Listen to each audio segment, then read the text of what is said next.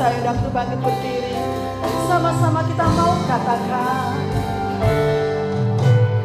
Engkaulah kekuatanku ya Yesus,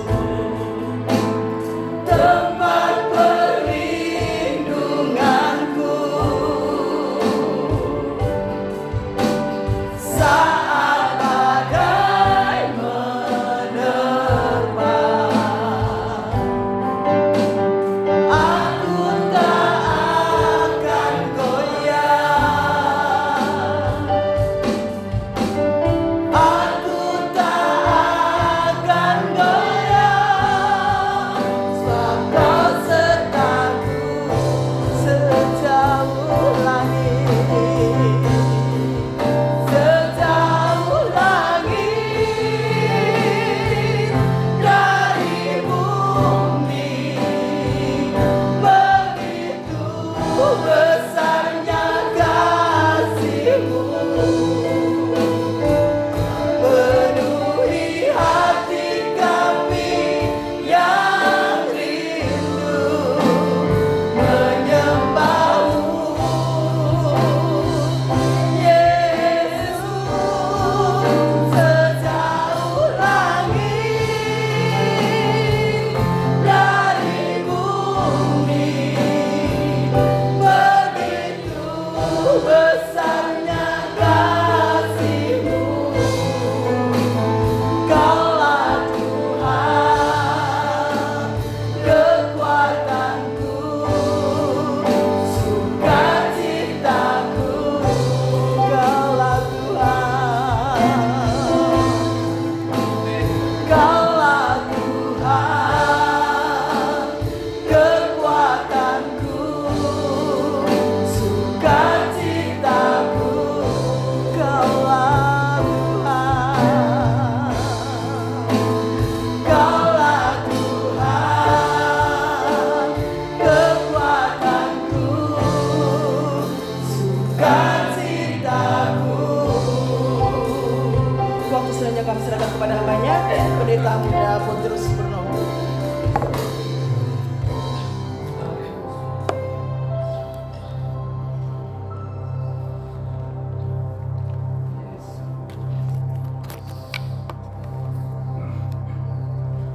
Mari kita satu hati dalam doa. Sejauh langit dari bumi, demikianlah besarnya kasih-Mu kepada kami. Sungguh tak terukur dan sungguh tak terselami betapa besarnya kasih-Mu kepada kami. Tatkala kami merasa Tuhan jauh, ketika kami merasa Tuhan tidak mengasihi kami, tetapi melalui firman-Mu dan melalui lagu yang kami nyanyikan ini, kami mengingat kembali sejauh langit dari bumi. Sebegitu besarnya kasih-Mu kepada kami, dan sedalam lautan yang sungguh tak terselami oleh siapapun, begitu juga kasih-Mu kepada kami. Ampuni kami Tuhan ketika kami gagal memahami kasih-Mu, ketika kami tidak mengerti bagaimana Engkau bekerja di dalam hidup kami, dan kami tidak memahami bagaimana karya-Mu di dalam kehidupan kami, sehingga kadang kami merasa mulai lelah, kami merasa mulai bosan, kami merasa Tuhan sungguh-sungguh tidak peduli dengan kami. Ampuni kami Tuhan, ampuni kami, ajari kami untuk rendah hati, ajari kami untuk belajar, untuk melihat bagaimana Tuhan bekerja atas hidup kami, bagaimana Tuhan mengasihi kami. Ampuni kami Tuhan, Terima kasih. ampuni kami, dan tolong kami, berikan hikmat kepada kami, berikan kepekaan kepada kami, untuk melihat Tuhan sekalipun di tempat yang sangat sulit untuk kami lihat. Berkati kami Tuhan, berkati juga untuk sore atau petang hari ini, berkati pemberitaan firman-Mu, juga berkati hati kami masing-masing, supaya hati kami menjadi tempat yang baik untuk kebenaran firman-Mu, sehingga kami sama-sama boleh bertumbuh di hadapan Tuhan. Kami bersyukur dan berterima kasih, kami akan sambut firman-Mu. Demi nama Tuhan Yesus Kristus kami berdoa dan berterima kasih. Haleluya. Amin. Silakan saudara sekalian.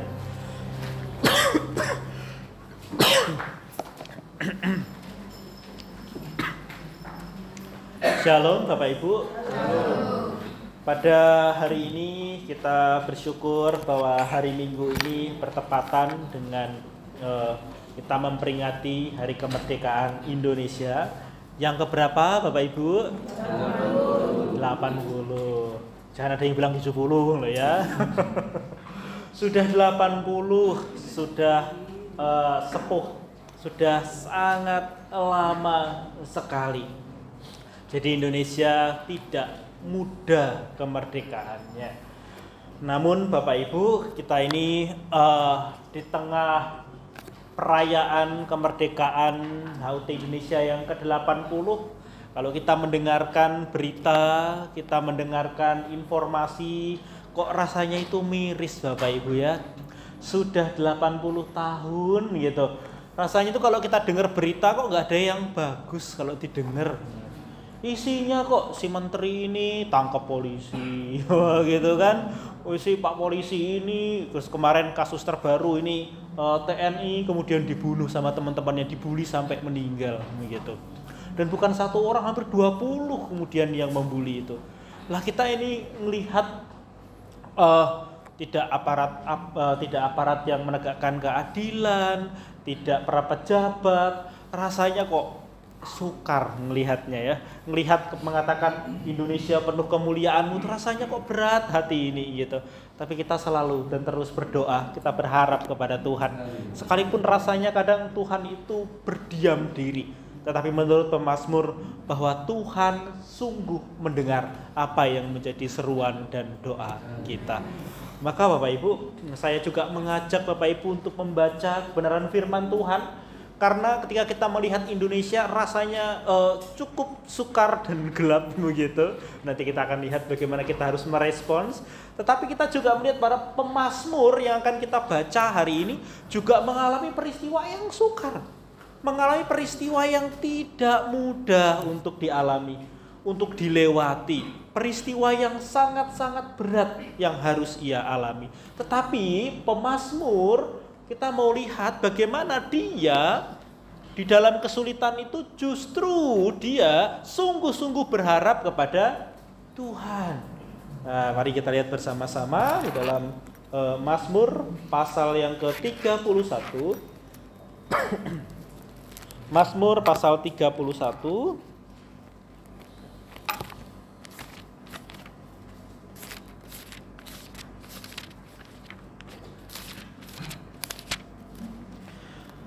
Mazmur pasal 31 ayat yang ke-20 sampai 25.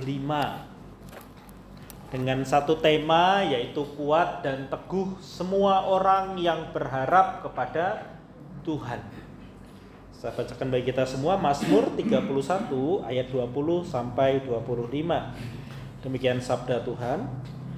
Alangkah limpahnya kebaikan-Mu yang telah Kau simpan bagi orang yang takut akan Engkau, yang telah Kau lakukan bagi orang yang berlindung padamu di hadapan manusia.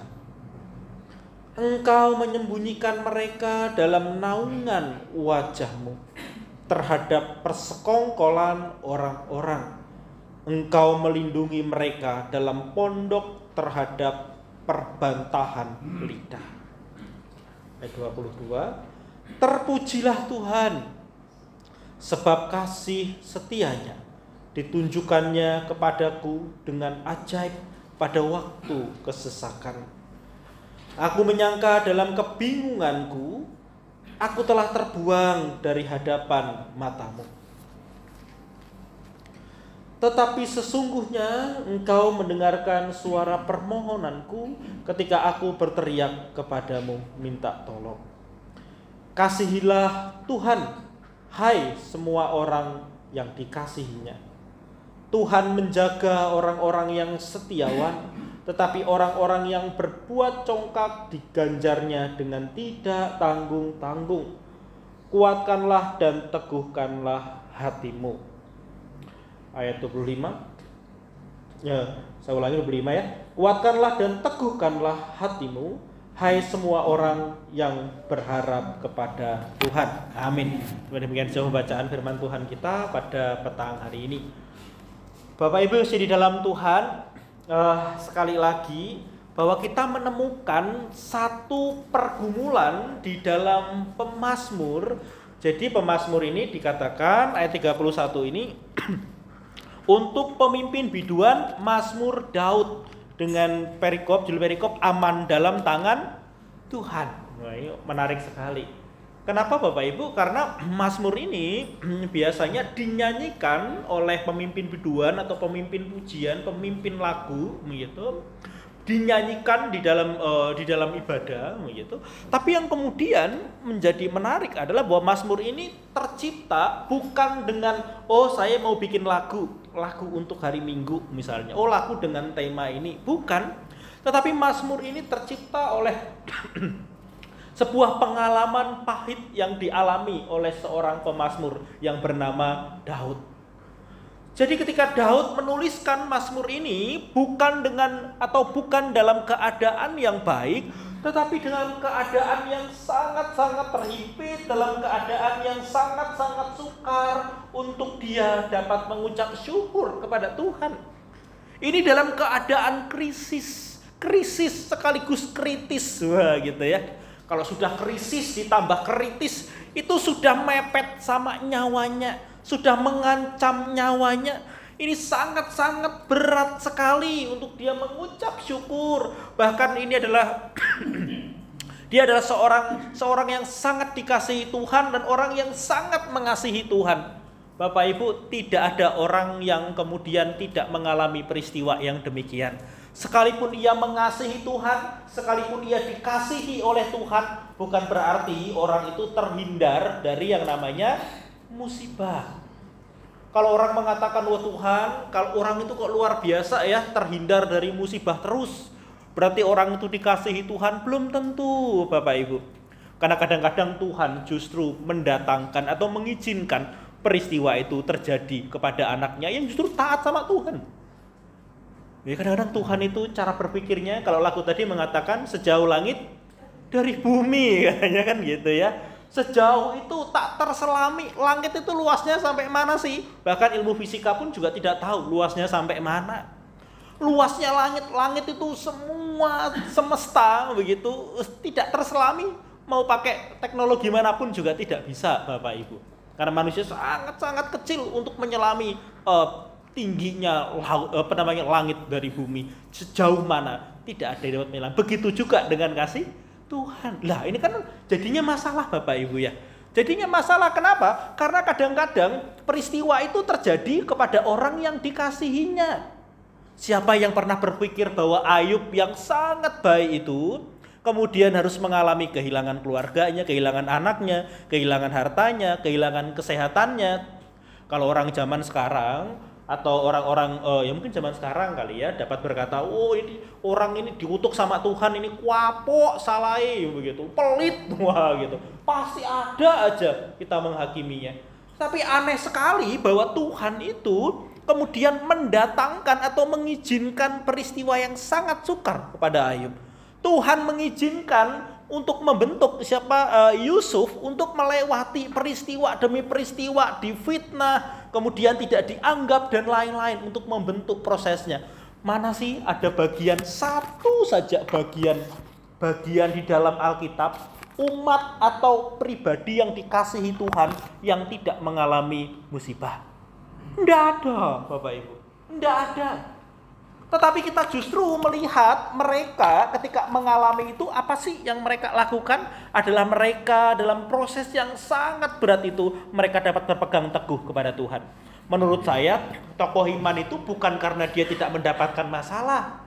Tokoh iman itu bukan karena dia begitu hebatnya mengatasi masalah. Bukan, tokoh iman itu menjadi hebat karena dia tahu berjalan bersama siapa?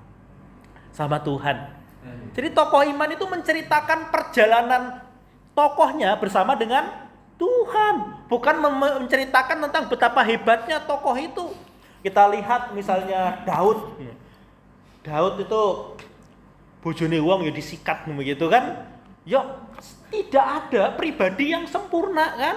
Daud pun juga berbuat salah. Daud pun juga pribadi yang tidak sempurna.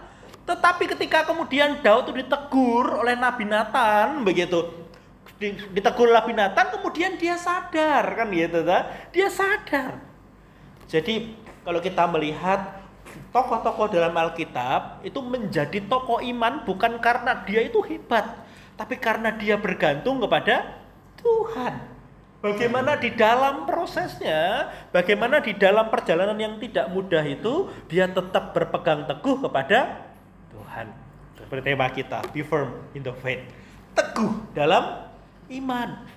Bapak Ibu, saya mau menggarisbawahi, teguh dalam iman itu bukan tentang seberapa hebat kita, tetapi tentang perjalanan iman bersama dengan Tuhan. Jadi perjalanan kita ini bukan perjalanan seorang musafir di tengah mana kalau musafir? Di tengah padang pasir atau di tengah padang gurun, bukan. Kita ini bukan musafir di tengah padang gurun, Bapak Ibu. Kisah kita adalah kisah perjalanan bareng Tuhan. Gitu kan? Kisah perjalanan bareng Tuhan. Ini loh kisah perjalanan hidup kita. Kita tidak sendirian, kita bukan musafir yang mencari tempat perteduhan, bukan. Kita ini adalah orang yang berjalan bersama dengan Tuhan. Nah, di dalam proses perjalanan bersama dengan Tuhan itu memang tidak mudah. Coba kita lihat dalam Pemazmur, yaitu Pemazmur Daud ini, kita lihat di ayat yang ke-9 misalnya ya. Atau ayat 10. Saya baca ayat 10 sampai dengan ayat yang ke-14. Oh, ini loh yang dialami pemazmur itu. Gampang enggak gampang. Saya perlihatkan 4 ayat dia mengatakan kondisinya. Saya bacakan ya. Mulai dari ayat yang ke-10. 10 saya mulai. Kasihilah aku ya Tuhan, sebab aku merasa sesak. Karena sakit hati mengidaplah mataku, meranalah jiwa dan tubuhku. Sebab hidupku habis dalam duka, dan tahun-tahun umurku dalam keluh kesah. Kekuatanku merosot karena sengsaraku, dan tulang-tulangku menjadi lemah. Di hadapan semua lawanku aku tercela, menakutkan bagi tetangga-tetanggaku, dan menjadi kekejutan bagi kenalan-kenalanku. Mereka yang melihat aku di jalan lari daripadaku. Aku telah hilang dari ingatan seperti orang mati, telah menjadi seperti barang yang pecah. Sebab aku mendengar banyak orang berbisik-bisik, ada kegentaran dari segala pihak, karena mereka bersama-sama bermufakat mencelakakan aku. Mereka bermaksud mencabut nyawaku. Amin. Bapak Ibu di dalam Tuhan, maaf Bapak Ibu, ini kayaknya habis ini ya. Kalau siapa tahu direkam nanti malah nggak kedengeran gitu. Oke. Ya, terima kasih Mas. Ya Bapak Ibu. Jadi Bapak Ibu, kalau kita melihat pemazmur ini, kita lihat di sini ya. Wah, panjang sekali pergumulannya. Ini bukan pergumulan yang mudah, ini pergumulan yang sangat berat. Kita lihat, kasihanilah aku ya Tuhan, sebab aku merasa sesak, karena sakit hati mengidaplah mataku. Ini pergumulan yang sangat berat dari seorang pemazmur yang namanya Daud, seorang yang dikasihi Tuhan, seorang yang mengasihi Tuhan. Ada dalam pergumulan yang sungguh tidak mudah. Berat sekali pergumulannya. Kalau kita membaca ayat 20 begitu ya, ayat 20 sampai 25 itu isinya tentang nyanyian syukur sama Tuhan. Tetapi peristiwa inilah yang kemudian dialami Bapak Ibu. Peristiwa yang berat, peristiwa yang sukar bagi seorang yang bernama Daud. Dia harus mengalami yang disebut dengan dipermalukan, dia harus mengalami pengkhianatan, dia menjadi bahan tertawaan. Bapak Ibu, kalau dalam kondisi yang seperti ini, tentu kita mulai marah, kita mulai kecewa, kita mulai bertanya, Tuhan, Engkau ini sungguh sayang sama aku apa enggak? Maka ketika kita membaca Mazmur ini, kemudian kita mulai mengingat, karena kebetulan gitu ya, bertepatan dengan 17 Agustus gitu. Kita juga ada dalam kondisi yang Hashtagnya Indonesia gelap. Indonesia gelap, Indonesia. Wah, kemarin Bapak Ibu, kalau kita baca berita di daerah terkecil di Indonesia, Bapak Ibu, apa daerah terkecil Bapak Ibu? Pati. Karena kecil Pati. bukan Bapak Ibu. Daerah Pati, Jawa Tengah. Kenapa? Karena pajaknya itu dinaikkan beratus-ratus kali lipat gitu. Dan sekarang di beberapa tempat kemudian dinaikkan pajaknya, kira-kira enggak tahu alasannya apa begitu. Bahkan Bapak Ibu, kalau kita mendengar berita isinya adalah pajak, kemudian masalah agama, penggusuran, harus ditutup dan lain-lain gitu kan, ramai sekali. Kalau kita mendengar berita ekonomi, istrinya korupsi, isinya korupsi. Berapa? 1 miliar, 2 miliar, bukan 1.000 triliun begitu. Saya enggak tahu 1.000 triliun itu kayak apa gitu. Saya enggak tahu lah gitu. Itu nolnya berapa itu? Kan nolnya 12. 1 triliun itu nolnya berapa sih? 12 begitu ya. 12 ditambah 3 begitu. 15. Wah, itu enggak tahu lah, panjang gitu kan. 1.000 triliun. Jadi kita lihat Bapak Ibu, ini loh keadaan Indonesia ini. Kita sekarang ada di tengah bangsa, di tengah Indonesia yang begitu carut marut, di tengah bangsa yang keadilannya sangat-sangat minim. Wah, ini menjadi berat sekali. Ini ditangkap, yang ditangkap siapa? Hakim. Yang ditangkap hakim. Yang memutuskan sidang, yang memutuskan bersalah atau tidak bersalah, dia ditangkap karena bersalah, karena korupsi, menerima suap. Lah ini terus mau kemana? Ya kita ada dalam kondisi yang demikian Bapak Ibu. Kita ada dalam kondisi yang sungguh-sungguh tidak mudah. Tolong next. Ini 17 Agustus hari ini 80 tahun kemerdekaan Indonesia. Kita melihat semua yang terjadi. Saya tadi membawakan firman di tempat anak-anak remaja pemuda begitu. Saya tanya, tolong dong kasih saya berita satu saja yang bagus gitu loh. Bingung mereka. Berita yang bagus. Nggak ada Kak, katanya gitu. Waduh gitu. Aduh, kok beritanya nggak ada yang bagus, ini gimana? Tapi inilah yang sedang terjadi. Indonesia butuh doa kita, Indonesia butuh dukungan kita. Kondisi yang sangat-sangat memilukan.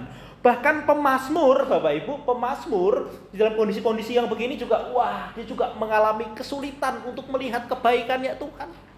Kenapa? Karena, minta tolong next. Karena begini Bapak Ibu, kesulitan yang kita alami bisa menolong kita untuk mendekatkan kepada Tuhan atau menjauhkan kita dari Tuhan. Bapak Ibu, kesulitan lebih banyak mendekatkan atau menjauhkan? Mendekatkan gitu ya, puji Tuhan. Saya jawab dulu deh gitu. Mendekatkan Bapak Ibu harusnya, tapi seringkali peristiwa dalam hidup kita atau kesulitan dalam hidup kita justru menjauhkan kita dari Tuhan. Kita mulai ragu sama Tuhan. Tuhan, apakah Engkau sungguh-sungguh peduli toh? Apa Engkau ini sungguh-sungguh baik? Lu yang tak doakan kok jadinya beda Tuhan. Bukan ini Tuhan yang tak doakan. Bukan Tuhan, tolong. Bukan ini Tuhan yang tak doakan. Nah, seringkali kesulitan itu mulai menjauhkan kita dari Tuhan. Kenapa? Kita mulai ragu dengan kebaikannya Tuhan. Kita mulai ragu dengan kasihnya Tuhan. Yang sejauh langit dari bumi itu terlalu sukar untuk dipahami Tuhan. Kalau boleh ngomong kan gitu. Kalau bisa tuh yang gampang-gampang saja Tuhan. Yang kasihnya itu sederhana, yang tidak terlalu dalam dan tidak terlalu luas sehingga mudah untuk dipahami. Ada seorang seorang penulis tuh bernama Yerpiensi, dia bilang begini, kalau Tuhan itu mau menjelaskan kebaikannya dan kedaulatannya, itu rasanya menjelaskan rumus kalkulus kepada anak yang baru lahir, katanya gitu. Kalau Tuhan itu mau menceritakan tentang kebaikannya, Tuhan mau menceritakan tentang kasihnya, tentang kedaulatannya, tentang keputusannya, menjelaskan kepada manusia, itu rasanya kayak menjelaskan kalkulus di dalam matematika itu yang sulit itu menjelaskan kepada anak yang baru lahir.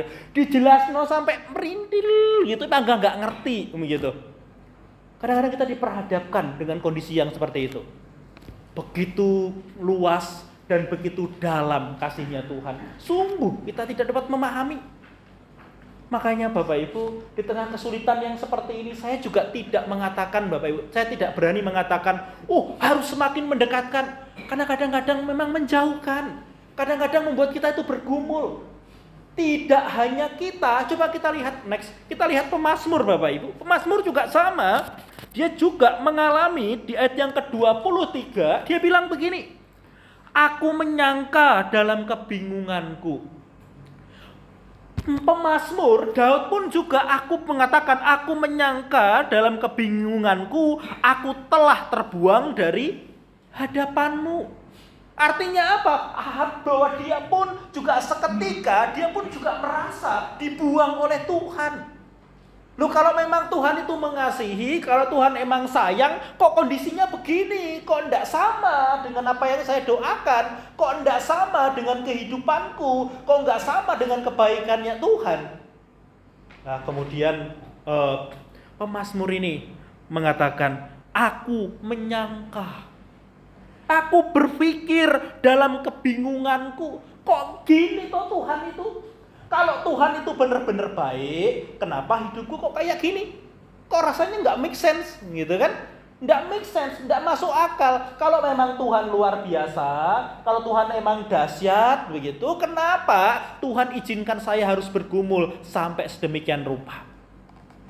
Bahkan kadang-kadang Bapak Ibu, ketika saya melihat beberapa kawan begitu yang bergumul dengan memiliki anak, misalnya sampai usianya semakin lanjut dan dia tidak atau belum memiliki anak begitu.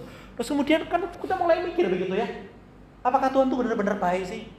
Ada salah satu teman itu yang karena pengen punya anak, mulai dari disontek sama dokter sampai disontek sendiri begitu. Sampai disontek sendiri, karena bisa sontek sendiri aja akhirnya. Sampai terus dilakukan, kenapa diusahakan karena pengen punya anak. Loh Bapak Ibu, saya tanya, Tuhan ajaib enggak? Tuhan bisa nggak bikin dia punya anak? Kenapa nggak bikin? Kan bingung jawabannya jadinya kan jadi susah jawabannya. Nah, dalam kondisi-kondisi yang seperti ini, Bapak Ibu, saya tidak berani mengatakan, orang itu kok jadi kayak gitu sih, kok menjauh dari Tuhan sih. Harusnya semakin dekat dong. Karena pergumulan itu terlalu berat, Bapak Ibu. Pergumulan itu kadang-kadang menyakitkan, pergumulan itu kadang begitu sulit. Begitu berbeda dengan apa yang kita doakan. Bahkan pemazmur pun Daud yang dikatakan ini loh kekasihnya Tuhan. Ini loh Daud itu satu pribadi yang Tuhan itu sangat sayangi. Kalau Bapak Ibu baca di dalam kitab raja-raja gitu ya, dan kitab raja-raja, kitab-kitab para raja itu selalu dikatakan begini, dia taat seperti bapa leluhurnya Daud. Wah gitu. Dikit-dikit Daud. Daud itu menjadi patokan dari semua raja. Tetapi Daud juga manusia, ketika dia mengalami pengkhianatan, dia mengalami situasi yang berat, dia mengatakan, aku menyangka Tuhan sudah meninggalkan aku, katanya. Dia juga manusia yang tidak kebal, Bapak Ibu. Dia manusia yang tidak kebal dengan yang namanya kesulitan. Imannya bukan iman yang kebal, imannya ketika menghadapi situasi yang berat itu, imannya juga mulai mikir gitu ya, jangan-jangan Tuhan itu benar-benar meninggalkan aku. Maka dia mengatakan, aku mungkin begitu, aku telah terbuang dari hadapan matamu. Wes ora ketok, wes enggak dipeduliin maneh sama Tuhan, gitu. Itu yang kemudian dialami oleh seorang pemazmur yang namanya Daud. Karena memang berat apa yang dia harus alami. Maka peristiwa yang demikian membuat kita bertanya-tanya. Next. Kemana Bapak Ibu kita akan lari untuk berlindung? Kemana? Ini loh keadaan kayak seperti di Indonesia ini, keadaannya tidak berubah-berubah. Keadaan kita juga tidak berubah-berubah. Ada banyak sekali problematika, satu belum selesai, tambah 2, tambah 3, tambah 4, rasanya bertumpuk-tumpuk. Kemana hati kita ini mau berlabuh? Kemana kita ini mau lari, Bapak Ibu? Kemana kita mau menyendengkan kepala kita ini dan menemukan damai? Di tengah bangsa Indonesia yang rasanya pada rebutan dewek-dewek begitu ya. Jerene iki zaman edan, nek ora edan ora keduman. Yang nggak tahu artinya ini zaman sudah gila. Kalau nggak ikut gila nggak dapat bagian, katanya gitu. Itu loh, ini loh zamannya zaman yang seperti ini. Rasanya itu kayak orang itu rebutan duit, rebutan kekuasaan. Wah, ini menjadi tontonan yang lumrah, menjadi tontonan yang biasa. Tontonan ketika mau dipilih janjinya sak langit begitu ya. Ketika sudah jadi amnesia, lupa ingatan begitu. Itu yang kemudian terjadi. Ini loh, kita ada di tengah bangsa seperti ini, keadaannya tidak berubah-berubah. Keadaan pemazmur juga, Bapak Ibu, apakah keadaan pemazmur berubah waktu itu? Tidak. Apa yang pemazmur lakukan? Apa yang pemazmur itu kemudian kerjakan? Bapak Ibu, seringkali ketika kita ada dalam kondisi yang terhimpit itu, minta tolong next. Ini yang kemudian biasanya kita lakukan. Sadar atau tidak sadar kita mulai menciptakan berhala untuk melindungi kita dari rasa takut. Berhala itu apa sih? Berhala itu untuk melindungi, untuk menggantikan Tuhan. Oh, berhala itu bisa bentuknya materi, Bapak Ibu. Berhala itu bisa bentuknya pikiran kita. Berhala itu bisa bentuknya kesombongan kita. Kita mencari tempat perhentian. Kita mencari tempat perlindungan. Bapak Ibu, di dalam kitab Ayub. Kitab Ayub, sekali lagi kitab Ayub. Kitab Ayub mau menceritakan bahwa keluarga, keuangan, dan kesehatan bukanlah tempat untuk bernaung. Ya kan? Ketika kita melihat apa yang diambil, yang pertama diambil keluarga, uang, hartanya kemudian diambil. Terus kemudian diambil apa lagi? Diambil keluarganya, anak-anaknya, kebanggaannya diambil. Yang ketiga apa? Kesehatannya. Seolah-olah di dalam kitab Ayub itu mau mengatakan bahwa yang seperti ini tidak dapat menjadi batu, tidak dapat menjadi sandaran, tidak dapat memberikan rasa aman kepada kita. Itu bukan sesuatu yang memberikan rasa aman. Jadi Bapak Ibu, kemana sekarang kita mau lari? Kalau semua yang kita miliki, bahkan kesehatan pun, Bapak Ibu, kita kan ya pengen sehat, tentu menjaga kesehatan juga baik sekali. Kita ini kemudian makan yang sehat-sehat, ya. Terus kemudian kita ini perawatan, biar wajahnya itu tetap kinclong, kan gitu ya. Biar kinclong. Sebenarnya kan ini cuma menunda tuh Bapak Ibu. Apakah benar tidak menjadi tua? Ya enggak mungkin Bapak Ibu, tetap menua. Tetap tua, cuman wajahnya masih kelihatan seger. Kan gitu. Ya, jadi ini masalah menunda, tetapi Bapak Ibu, menjadi tua adalah hal yang pasti, menjadi sakit adalah hal yang pasti. Tidak bisa dihindari. Ya bukan berarti terus pulang makan daging-dagingan gitu ya, makan jeruan, itu bukan. Tetapi inilah yang kemudian terjadi. Kita tidak bisa menyandarkan, kita tidak bisa berlari kepada hal yang demikian. Kita juga tidak dapat berlari seperti kabur aja dulu, Indonesia lagi gelap gitu. Next kan? Nah kayak gini nih, kabur aja dulu, Indonesia lagi gelap. Untuk apa? Escape. Next, escape. Escape itu untuk ngelompatin, lewatin aja dulu, enggak apa-apa. Nanti kalau setelah Indonesia sudah baik, pulang ke Indonesia, kembali lagi. Bapak Ibu, pertanyaannya gini, apakah benar? Sampai kapan? Kita juga tidak tahu kan Indonesia sampai kapan seperti ini. Jadi kita terus berdoa biar semakin baik. Pertanyaannya, kalau kita pergi ke luar negeri, apakah akan jadi semakin baik? Ya belum tentu kan? Kan belum tentu. Belum tentu semuanya itu akan menjadi baik. Memang keadaan akan selalu jadi baik? Enggak. Sadar atau tidak sadar, kita hidup di tengah dunia yang berdosa. Di tengah dunia yang berdosa selalu ada yang namanya masalah, selalu ada yang namanya musibah. Tidak bisa dihindari. Cuman sekarang lagi menghadapi saja, kan gitu. Lah Bapak Ibu, ada seseorang minta 2 pelukis. Jadi Bapak ini minta kepada 2 pelukis, diminta untuk menggambarkanlah satu keadaan damai sejahtera Jadi dua pelukis itu, si A dan si B itu, atau yang pertama dan yang kedua ini, diminta untuk memberikan sebuah gambar yang menunjukkan gambar damai sejahtera. Kemudian Bapak Ibu, pelukis yang pertama itu gambar. Dia menggambar binatang-binatang, dia menggambar pepohon-pohonan, pegunungan yang sangat-sangat indah sekali. Itu pelukis yang pertama. Kemudian pelukis yang kedua itu menggambar ada seekor burung bertengger di atas batu, bersarang di atas batu. Terus kemudian di bawahnya itu ada ada ombak gelombang yang sangat besar. Tapi burung itu ada di atasnya dan dia bersarang di sana. Kemudian si bapak itu kemudian dia panggil dua pelukis itu, kemudian dia minta untuk dijelaskan keadaan damai sejahtera itu.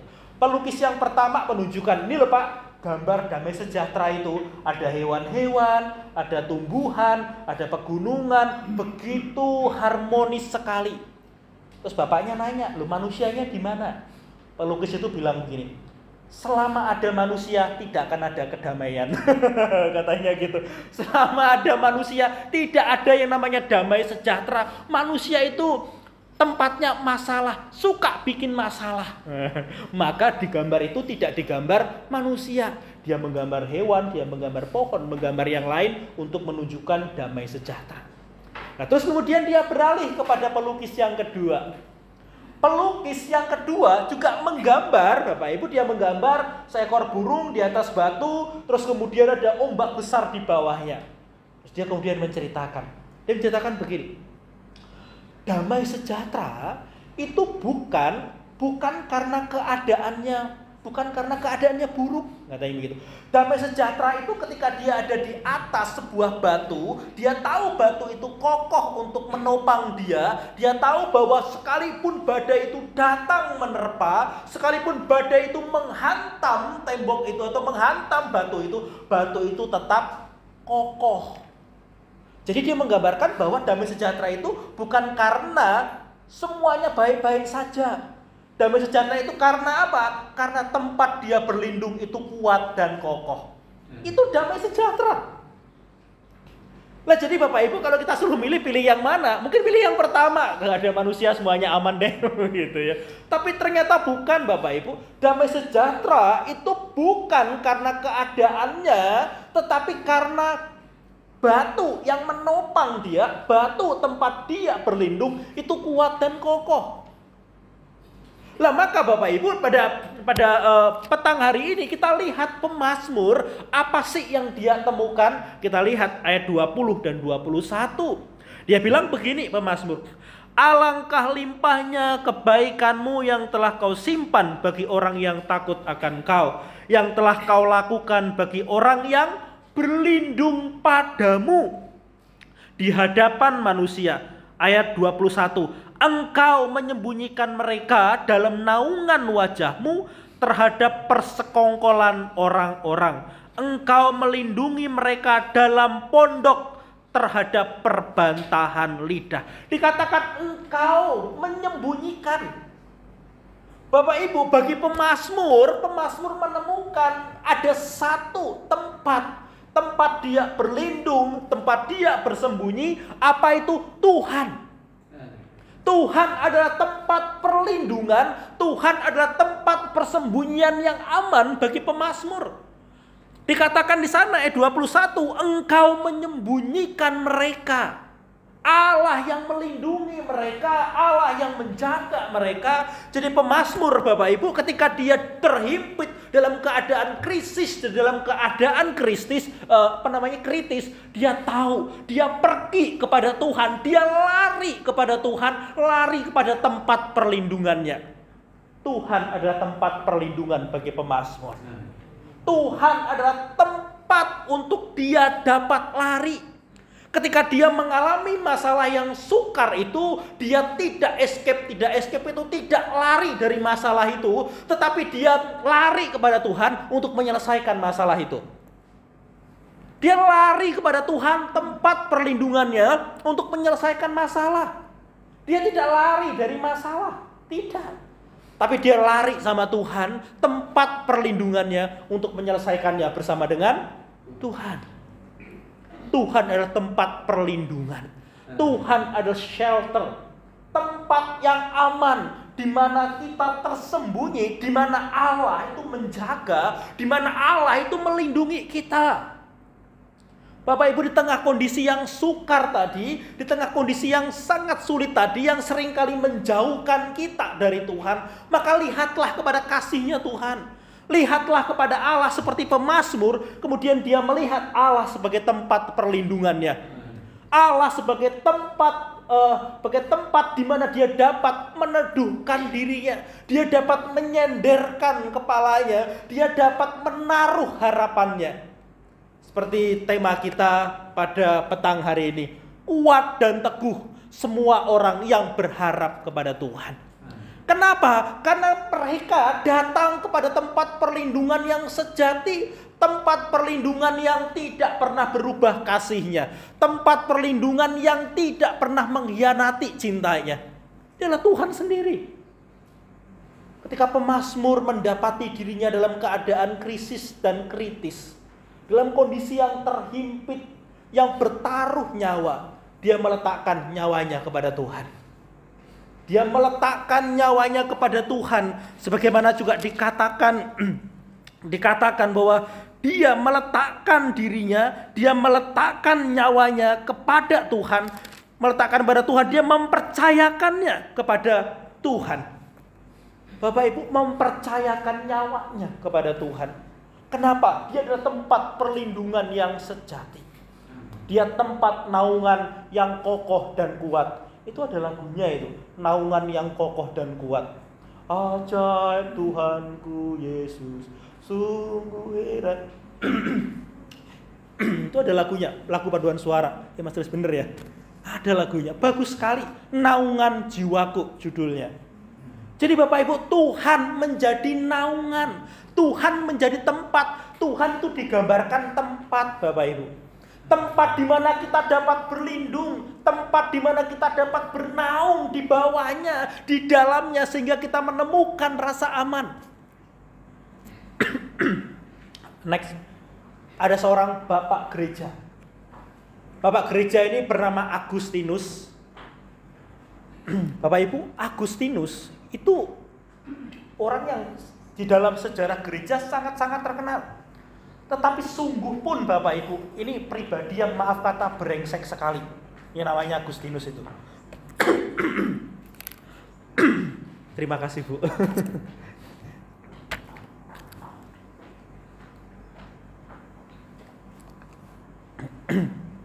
Bapak Ibu, Agustinus itu bukan pribadi yang baik. Dia itu memang pintar sekali. Tapi ini maaf ya, suka main perempuan. Gitu Agustinus itu. Agustinus itu mencari kedamaian Bapak Ibu di usia mudanya. Dia ini pintar sekali, seorang filsuf yang sangat hebat sekali. Yang dia lakukan apa? Dia mencari kedamaian, dia meluapkan semua yang dia sukai.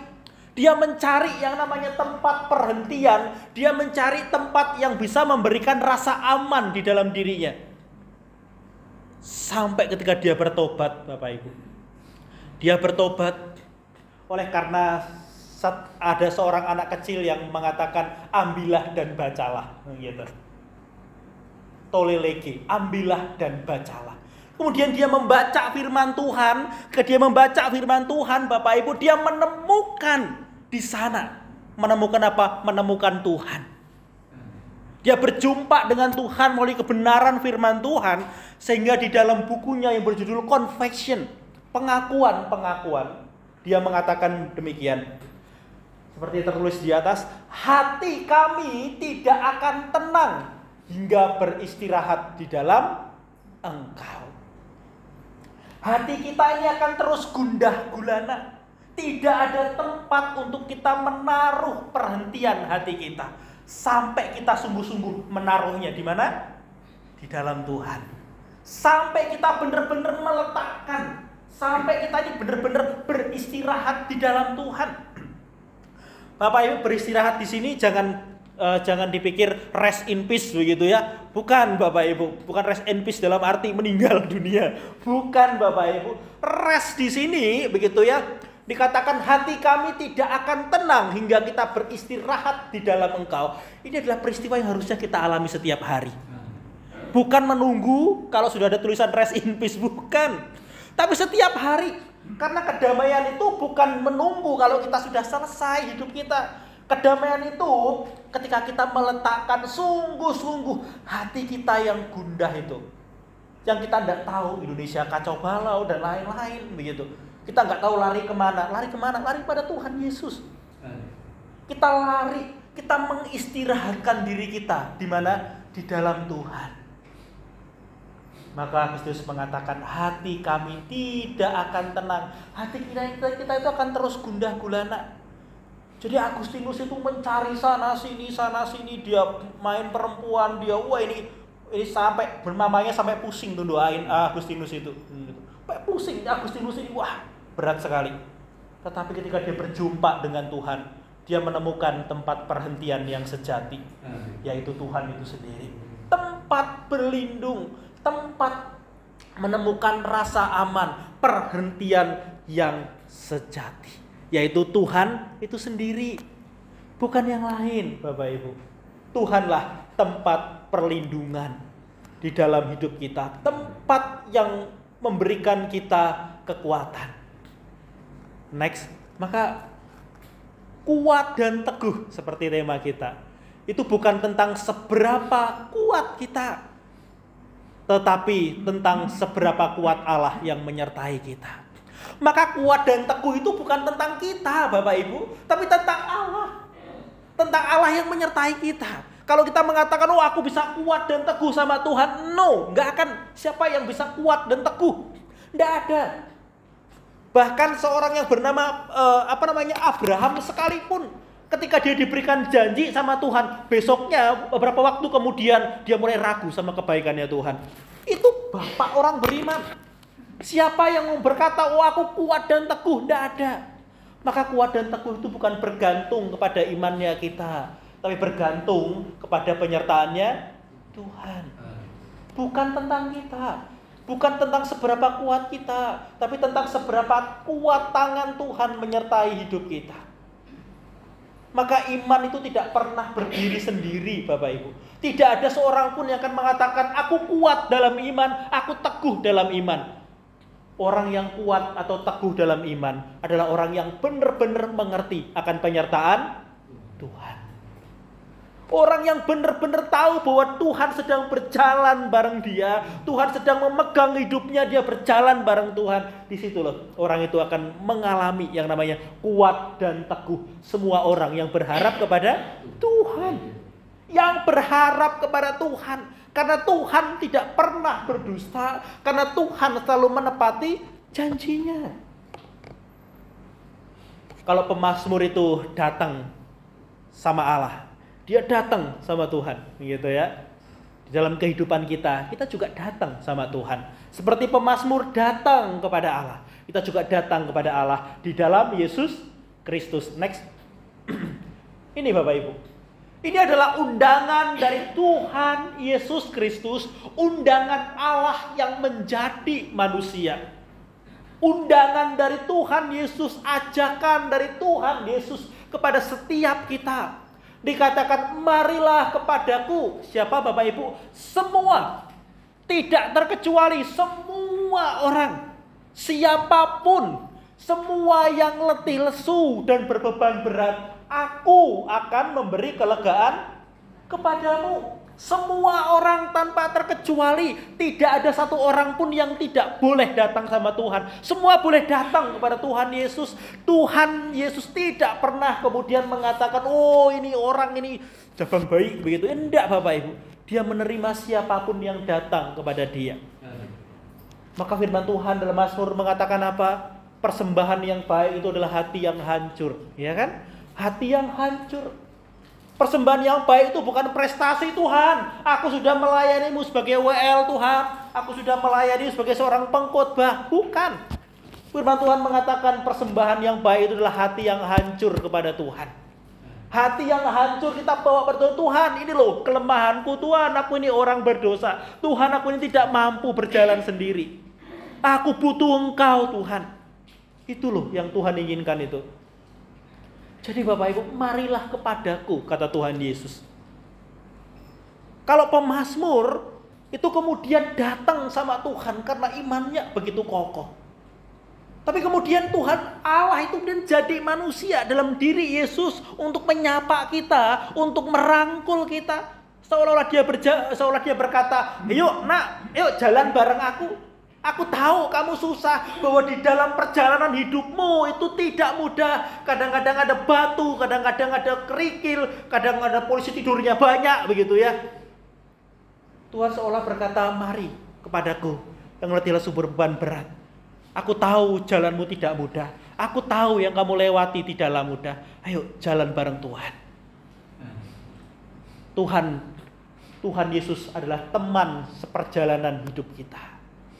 Dia adalah teman sejati.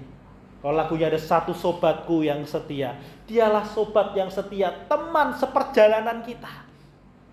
Teman seperjalanan yang tidak pernah mengkhianati kita, yaitu Yesus Kristus. Di sanalah tempat kita berlindung, di sanalah tempat kita bersembunyi. Seperti pemazmur bersembunyi di dalam Tuhan, kita pun juga bersembunyi di dalam Tuhan. Itu di dalam Yesus Kristus yang telah menyatakan dirinya. Di dalam pengorbanannya, di dalam kasihnya, di dalam salibnya kita melihat betapa besarnya cinta Tuhan kepada kita. Dialah, di sanalah Tuhan yang tidak pernah mengkhianati cintanya. Di sanalah kita meletakkan harapan kita. Di sanalah bersama dengan Dia kita berjalan. Kalau lagu sekolah minggu itu luar biasa Bapak Ibu. Jalan serta Yesus, jalan sertanya setiap hari. Hei, jalan serta Yesus, jalan sertanya selamanya. Terus jalan dalam suka, jalan dalam duka. Jalan dalam duka juga. Jalan sertanya setiap hari. Jalan sertanya setiap hari dalam suka dan duka. Jalan serta Yesus selamanya, Bapak Ibu. Karena hidup kita ini adalah perjalanan, tapi bukan perjalanan pribadi.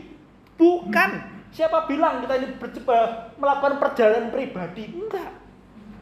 Kita ini sedang berjalan bareng sama Tuhan. Kita ini sedang menuju kepada satu tempat yang disebut dengan surga mulia gitu ya. Tapi yang lebih daripada itu, yang terpenting itu kita ini berjalan bareng siapa? Bukan keadaannya akan berubah seperti apa, tapi berjalan bersama dengan siapa? Mungkin batu kerikilnya masih banyak, mungkin keadaannya tidak semakin baik. Tapi firman Tuhan mengatakan, "Marilah kepadaku," kata Tuhan Yesus, "yang letih lesu dan berbeban berat. Aku akan memberikan kelegaan kepadamu." Sekalipun jalannya sukar, tapi hati kita menemukan kelegaan, menemukan peristirahatan. Sekalipun keadaannya tidak berubah, tapi hati kita berubah. Hati kita diubahkan, hati kita juga damai. Kalau kita damainya menunggu, kalau keadaannya sudah berubah, iya kalau berubah, kan begitu. Belum tentu keadaannya berubah. Kenapa? Kita tinggal, kita hidup dalam dunia yang berdosa. Yang semakin hari bukan semakin baik, semakin hari semakin jahat. Kita tinggal dalam dunia yang seperti ini. Maka hati kita ini mari kita arahkan kepada Tuhan, lari kepada Tuhan. Berlindung di dalam Tuhan, menemukan tempat peristirahatan di dalam Tuhan. Kenapa? Seperti Agustinus, dia tahu ada lubang kosong di dalam dirinya yang tidak dapat diisi dengan apapun kecuali Tuhan. Maka dia mengatakan, sampai manusia itu benar-benar beristirahat di dalam Tuhan, disitulah dia akan menemukan kedamaian. Luar biasa. Perjalanan hidup yang tidak mudah sama. Pemazmur juga sama. Ketika dia ada dalam dihimpit krisis dan kritis nyawa, sungguh-sungguh tipis sekali jaraknya, dia mengatakan, "Aku meletakkan nyawaku, menyerahkan nyawaku di dalam Tuhan." Karena di sanalah dia merasa aman. Coba kalau kita melihat 31 ayat pasal 31 ini, kita akan menemukan kalimat-kalimat, kita menemukan pergumulan dari pemazmur. Dia sungguh-sungguh serahin nyawanya. Ketika nyawanya sudah kedip-kedip, dikejar-kejar, dia sudah hampir dibunuh, dia serahin sama Tuhan, dia percayain sama Tuhan sebagai tempat perlindungannya. Dan sebagai refleksi bagi kita Bapak Ibu, nanti kalau pulang Bapak Ibu bisa mengingat-ingat sebagai refleksi untuk kita sepanjang minggu ini. Ada 3 pertanyaan setidak-tidaknya Bapak Ibu. Yang pertama adalah, apakah Yesus telah menjadi satu-satunya yang kita punya? Bapak Ibu, saya tidak mengatakan Yesus nomor 1, tapi satu-satunya yang kita punya. Satu-satunya tempat perlindungan. Bukan Yesus satu-satunya, kemudian kalau misalnya yang lain boleh, ya jadi cadangan. Bukan. Satu-satunya tempat harapan, tempat yang dituju, satu-satunya hanya Tuhan. Maka ini menjadi refleksi pertanyaan bagi kita sepanjang minggu ini. Apakah Yesus sungguh-sungguh telah menjadi satu-satunya yang kita punya? Dan yang kedua, apakah Yesus menjadi tempat perlindungan kita? Apakah kita sungguh merasa aman di dalam Tuhan Yesus?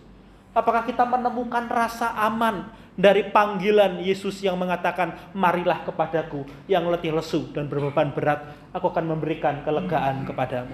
Apakah sungguh Yesus menjadi tempat perlindungan yang demikian? Dan yang ketiga, apakah Yesus sungguh-sungguh membebaskan kita dari rasa takut, rasa khawatir di dalam hidup kita? Dengan keadaan yang seperti ini, sungguhkah Yesus itu kemudian memberikan kelegaan kepada kita? Membebaskan kita dari rasa takut. Loh Kak, rasa takut itu kan wajar. Iya wajar. Tapi ketika rasa takut itu menguasai kita, itu kemudian menjadi tidak wajar. Artinya apa? Kita perlu datang kepada Dia. Kita perlu masuk di dalam hadirat-Nya. Kita perlu masuk melihat kasih-Nya. Melihat kepada salib Kristus. Itu loh tanda kasih-Nya. Udah dibikin bagus-bagus saya Ibu ya, meling-meling begitu kan. Itu sebuah lambang cintanya Tuhan. Ya kita memandang kepada salib, itu loh tempat perhentianku. Tempat Tuhan menjadi manusia mengorbankan nyawanya untuk mengasihiku. Ini loh tempat perhentian. Ini loh tempat di mana Allah menyatakan betapa besarnya Dia mengasihi aku.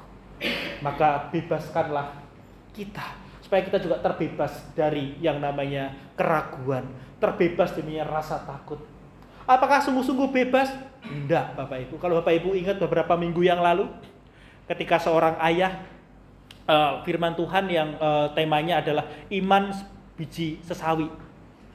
Bapak itu mengatakan begini, Tuhan aku percaya, ampunilah aku yang tidak percaya ini. Gitu. Tuhan aku percaya, tapi dia juga mengakui imannya itu tidak sebesar biji sesawi Bapak Ibu. Imannya itu tidak luar biasa, imannya kecil. Tetapi Tuhan lebih menghargai orang yang demikian, yang jujur sama Tuhan, daripada orang yang imanku teguh, imanku kokoh. Nah, mari kita mengakui, biarlah Dia menjadi tempat perlindunganku. Bukan tentang seberapa kokoh iman kita, tapi tentang seberapa kuat Tuhan, seberapa kokoh Tuhan yang berjalan bersama dengan kita dan menjadi tempat perlindungan bagi kita. Amin. Mari kita berdoa. Terima kasih Tuhan, karena Engkau begitu mengasihi kami. Engkau telah menyatakan diri-Mu di dalam Yesus Kristus yang mati di atas kayu salib, menyerahkan dirinya, lahir menjadi yang paling hina untuk menyatakan betapa besarnya kasih Allah kepada kami.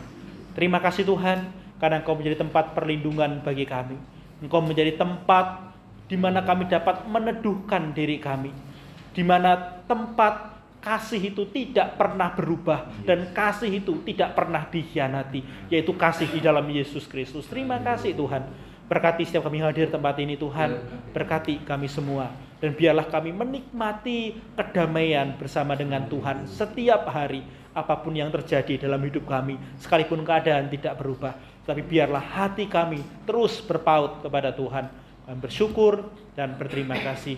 Inilah doa permohonan kami, rasa syukur kami kepada Tuhan. Kami meralaskan hanya demi nama Tuhan Yesus Kristus, Putra-Mu yang tunggal. Kami berdoa dan mengucap syukur. Haleluya. Amin.